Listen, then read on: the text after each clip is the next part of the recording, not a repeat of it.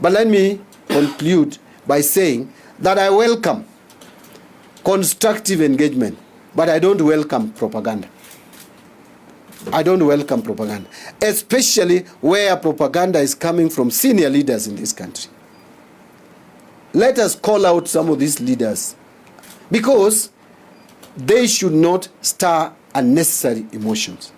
We have really gone to great lengths to balance of things, to ensure that Kenyans are not overtaxed. And at the same time, we have a budget to support. Therefore, please don't bring propaganda into the finance bill of 2026. Don't hype emotions unnecessarily. When you hype emotions and you take people to the street out of propaganda, some people will have their property destroyed.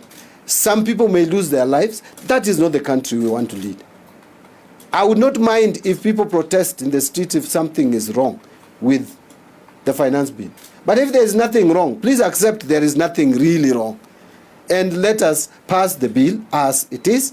If there is any amendment, please bring it out. What happened with the legislation?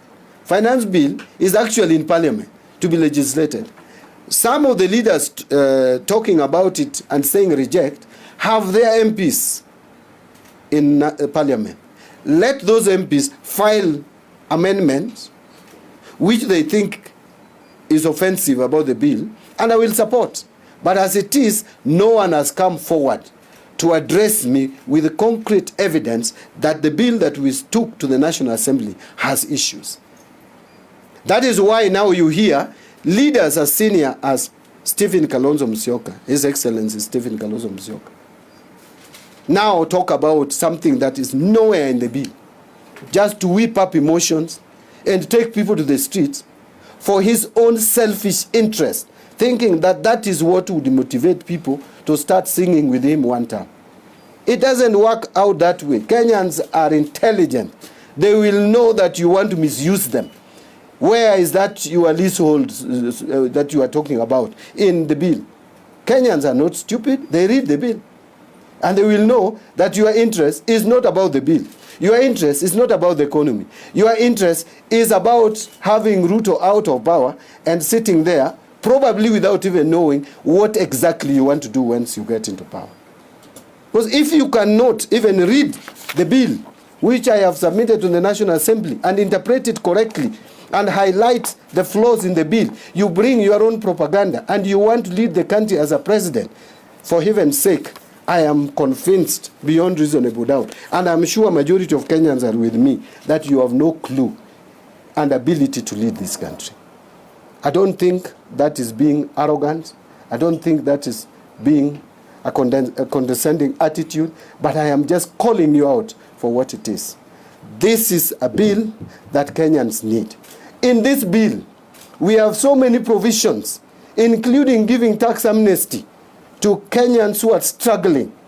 Yes, they owe us money, but that money, that amount that they owe us, has attracted penalties and interest. And at a time when the economy is struggling, everybody is crying for liquidity. We are giving people amnesty to pay only the principal sum. You are saying reject. How are you going to ensure that those people have liquidity in their pockets? And you are the same people who are calling for us to ensure that Kenyans have money in their pockets.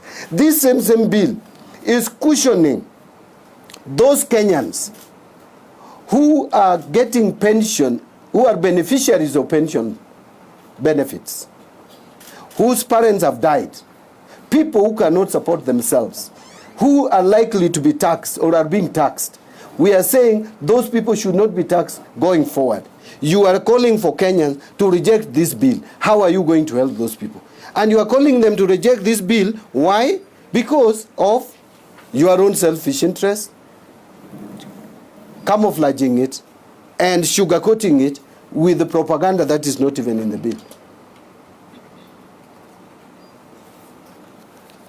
Was I too harsh